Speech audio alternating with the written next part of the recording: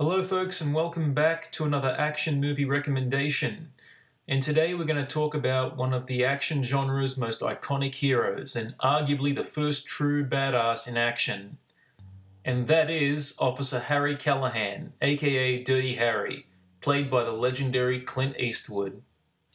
Clint Eastwood rose to fame in the late 1950s with his appearance on the TV show Rawhide.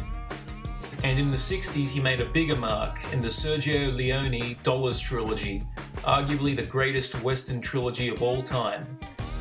However, for a lot of people, Eastwood truly became a movie star when he starred in the 1971 cop thriller Dirty Harry, and after that went on to direct and star in many other films, most of which became huge hits. And at 86 years old, Eastwood is still involved in the film industry, mainly as a film director, and he continues to excel in that area. My first introduction to Clint Eastwood was through the Dollars trilogy. My dad is a huge Clint Eastwood fan, and when I was about 14 years old, he called me to watch The Good, the Bad and the Ugly on TV. And I had a blast with it. Eastwood was cool, Eli Wallach as Tuco had me laughing, and Lee Van Cleef was a great villain.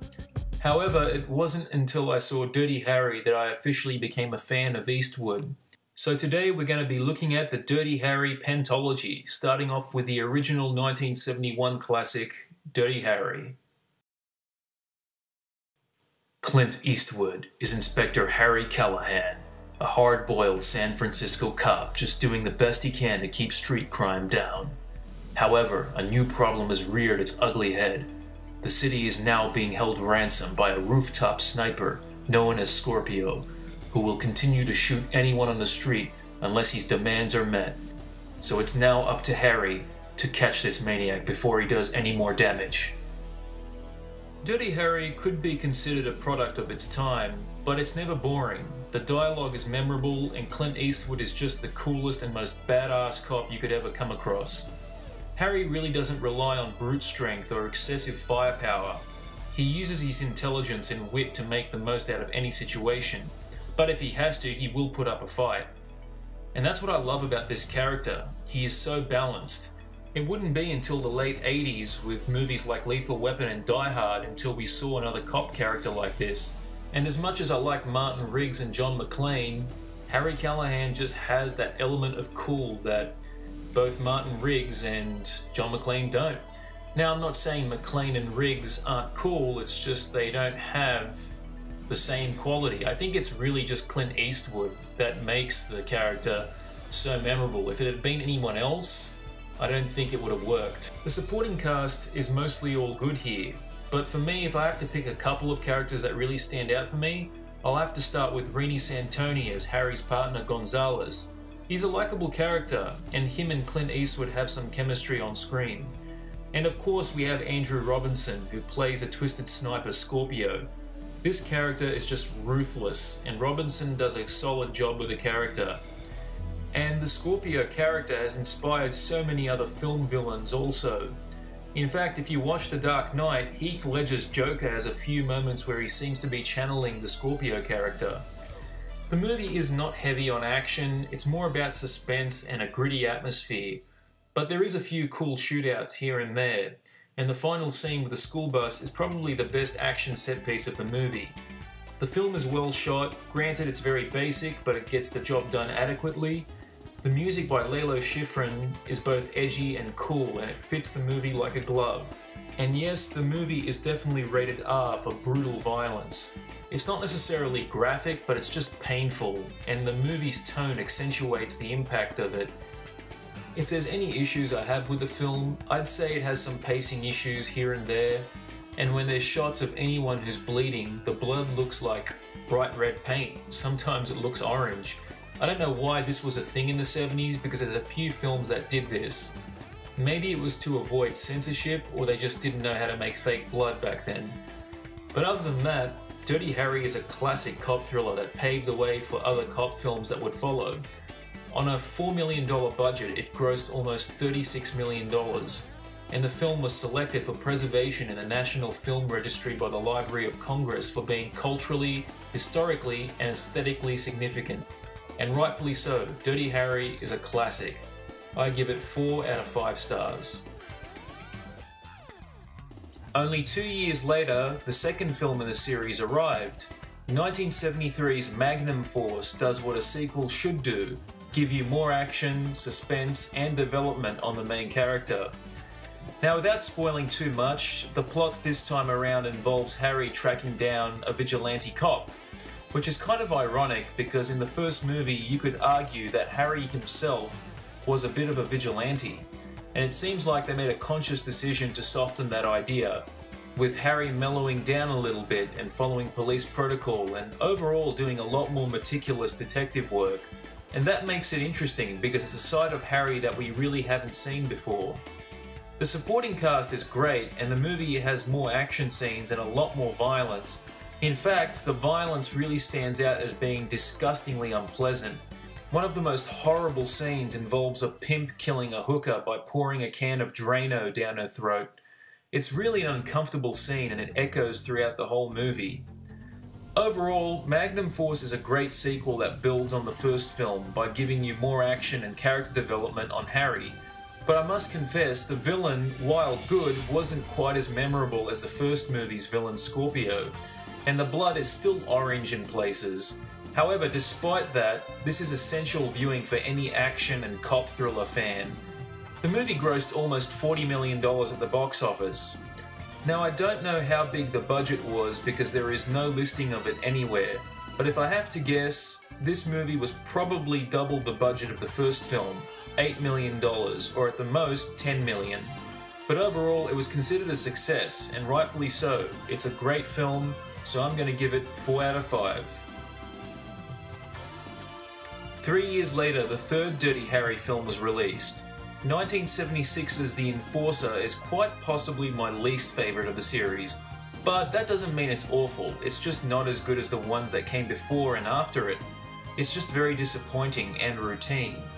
The plot involves Harry going up against a terrorist group made up of disgruntled Vietnam veterans, and on top of that he is paired up with a rookie female partner, which he's not too thrilled about.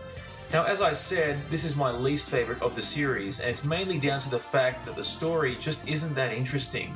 And Clint Eastwood's performance this time is clearly phoned in. However, there are a few things that make this worth watching. For one, the action is pretty well done. It's over the top, sure, but it's never boring. And I really like Tyne Daly as Harry's partner. She and Harry have some chemistry between them, and Eastwood does deliver some memorable lines in the film. However, that's all I can really say about this one. I never really cared much about what was happening in the story, and it makes the movie mostly forgettable. However, if you are going to watch the Dirty Harry series, there's no harm in watching this one. It's entertaining to watch, but after you watch it, it's just forgettable. However, the movie was a financial success, grossing over $46 million on a $9 million budget, with mixed to positive reviews, so there you have it, what do I know? It's just my opinion, this film personally just didn't grab me like the first two did, but overall I give it 2.5 out of 5. Now, it took 7 years for the next Dirty Harry film to be released, and that was 1983's Sudden Impact, and it was the only one directed by Clint Eastwood himself. Sudden Impact seems to be the fan favourite of the series, and while I think it's a good one, I do have a few issues with it, although not as many as the previous one. The plot involves Harry tracking down a rape victim who is killing off the guys responsible one by one. I can only describe this movie in one word: grim. It is certainly the darkest of the whole series, and that can be attributed to its depressing tone and subject matter, but also its gritty direction. However, it's not unwatchable as the movie is highly entertaining. Clint Eastwood gives a solid performance as Dirty Harry in this film, definitely better than in The Enforcer. Sandra Locke, who was Clint Eastwood's then wife, is also convincing in her role as the rape victim. The action this time is a little more low-key but still enjoyable. The music by Lalo Schifrin is as cool as ever. It has that traditional jazz fusion sound, but mixed with a little bit of 80s funk and synth pop. Quite possibly my favourite score since the original Dirty Harry film. And we also have some classic one-liners from Eastwood. However, there are some problems with this film, most notably the villains. I know they're supposed to be scumbags, but some of them are just so over the top, it's silly. Particularly towards the end of the movie where the remaining villains are giving borderline trauma movie performances. Also, the detective work from Harry in this movie is pretty rudimentary compared to the first two films. At the time, it was the most expensive movie of the series, costing $22 million to make, and grossing over $67 million at the box office. And the reviews this time around were mixed. But overall, I'd say Sudden Impact is a satisfying entry in the series, but it is a bit safe and rather ordinary of a film. But I definitely think this movie is worth a look, so check this one out. I'd give it 3.5 out of 5. And then a full 5 years later, in 1988, we got the fifth and final Dirty Harry film, The Deadpool. And for my money, this is one of the very best, but sadly one of the most underrated of the series. This time around, Harry is investigating a case of serial murders that center around a game called The Deadpool, in which people guess which celebrities might die at a scheduled time. And seeing that Harry himself is a bit of a celebrity in his hometown, he too is on the list. Already from the get-go, this movie grabbed my attention. The plot is without a doubt the most modern of the whole series, and almost 30 years on, it still holds up. And Clint Eastwood, despite clearly showing his age, still delivers a solid performance. And the action this time around is less violent, but more stylishly put together. Harry has a new partner in this film, a Chinese American played by Evan C. Kim, who in my opinion is the best partner since Gonzalez in the original Dirty Harry film. We also get some supporting roles by Liam Neeson and Jim Carrey, who plays a drug-addicted rock star. This was one of his first roles actually. The villain in this movie is also good, as he's kept in the shadows but is clearly unstable and disturbed, making him a creepy villain that harkens back to Scorpio from the original. And I must mention the action again, it really is solid. And I have to give points to Clint Eastwood, who at the time was around 58 years old, and still standing his ground and kicking ass. And Evan C. Kim also deserves some praise because he did all his own stunts and martial arts in the film. The most memorable scene in the movie has to be, however, the humorous but still suspenseful car chase, involving Harry and his partner being chased by a remote-control car with explosives attached to it. It should be ridiculous, but it somehow avoids the notion by being suspenseful, and it also helps that the story is very engaging. The only negatives I can say about this film is that there are a few rough edges with the overall production, particularly with some cheap-looking props here and there, and Harry's love interest in the film with a reporter played by Patricia Clarkson is fairly weak in spots and kind of tacked on. And the toning down of the violence definitely waters down some of the grit the franchise is known for. But aside from that, I really can't say there's much else wrong with this film. It's profoundly entertaining, and it was a great send-off to the series in my opinion. Unfortunately, the film was poorly received, with most critics labeling the film as tired, and box office-wise it was the least successful. The movie cost $31 million to make and grossed just under $38 million. Which is a shame because it really is a good entry in the series. When I went through all these films and heard that The Deadpool was the worst of the series, I wasn't expecting much, and when I saw it, I got something that was better than I expected. If I had to guess as to why the movie wasn't as successful as the previous films, it would probably be because the movie was released in 1988. Now, only a year before that, in 1987, Lethal Weapon came out.